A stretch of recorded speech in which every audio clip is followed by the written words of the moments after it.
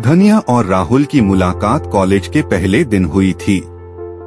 दोनों अलग अलग शहरों से आए थे, लेकिन उनकी आंखों में एक पहचान सी थी।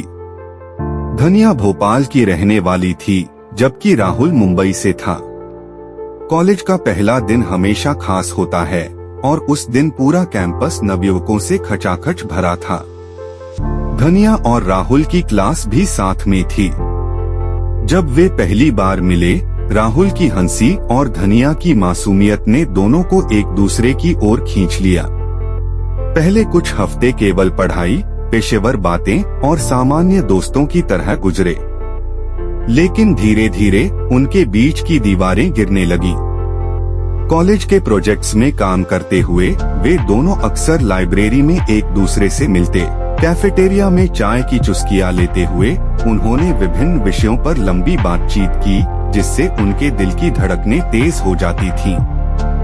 राहुल की मुस्कान में धनिया के दिल की धड़कनें बढ़ जाती थीं और धनिया की हंसी राहुल के दिल के करीब जाती जा रही थी। धीरे धीरे उनके बीच का यह दोस्ताना कुछ और बनता जा रहा था। एक दिन राहुल ने धनिया को कॉलेज के पास एक पुराने किले में जाने का प्रस्ताव दिया। किला शहर से दूर एक पहाड़ी पर बसा था, जहां से पूरे शहर का नजारा अद्भुत दिखता था। राहुल ने धनिया से कहा, आओ हम दोनों वहां जाएंगे, शायद हमें कुछ समय के लिए खुद को जानने का मौका मिलेगा। धनिया ने मुस्कुराते हुए हामी भर दी। अगले दिन वे दोनों किले की ओर निकल पड़े। वहां की ठंडी हवा और खूबसूरत नजारे उन्हें और करीब ले आए। किले की पुरानी दीवारों पर बैठे हुए राहुल ने धनिया से कहा, धनिया, मैंने तुम्हारे साथ जो वक्त बिताया है वो मेरे जीवन का सबसे खूबसूरत वक्त रहा है। क्या तुम मेरे साथ पूरी जिंदगी बिताने के लिए तैयार हो? धनिया की आंखों में आंसू थे, लेकिन वे खुशी के थे। उसने कहा, हाँ राहुल, मैं भी तुमसे बहुत प्यार करती हूँ। तुम्हारे बिना मेरी जिंदगी अधूरी है। उनके प्यार की कहानी पूरे कॉलेज में फेमस हो गई। सब उन्हें आदर्श मानते थे। एक दूसरे की साझेदारी और समर्पण ने उन्हें और मजबूत बना दिया।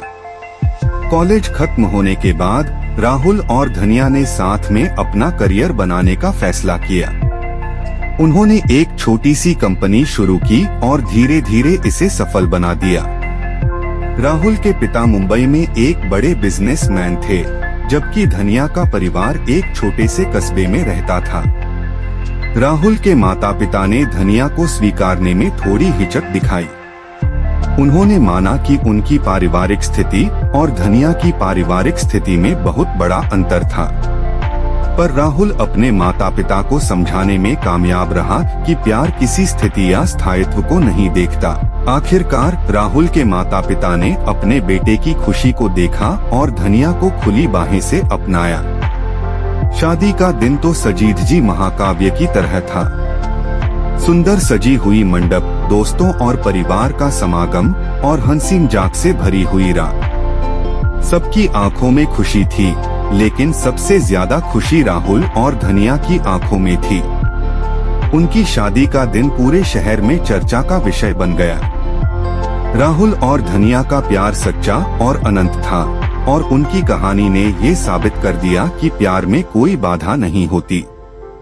शादी के बाद दोनों ने अपने अपने करियर को नए आयाम दिए। राहुल ने एक बड़ी मल्टीनेशनल कंपनी में शीर्ष पद हासिल किया, जबकि धनिया ने अपनी खुद की डिजाइनिंग कंपनी खोली। वे दोनों अपने जीवन में जितने भी उतार चढ़ाव आए, उन सभी से मिलकर सामना किया और हर दिन उनका प्यार और गहरा होता गया।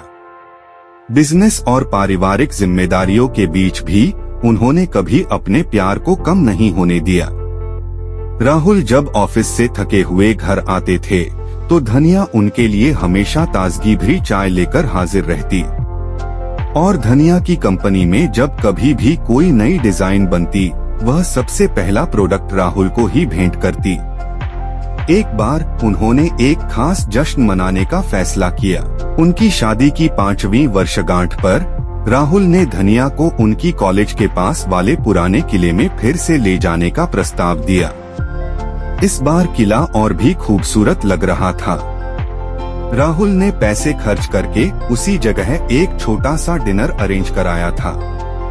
डिनर के बाद राहुल ने धनिया से फिर एक बार वही सवाल पूछा, धनिया, क्या तुम मेरे साथ पूरी जिंदगी बिताने के लिए तैयार हो? और धनिया ने फिर वही जवाब दिया, हाँ राहुल, मैं भी तुमसे बहुत प्यार करती हूँ। उनकी कहानी सिर्फ एक रोमांटिक कहानी नहीं थी, बल्कि एक प्रेरणादायक यात्रा थी, जिसमें सच्चे प्यार और समर्पण की शक्ति को दिखाया गया।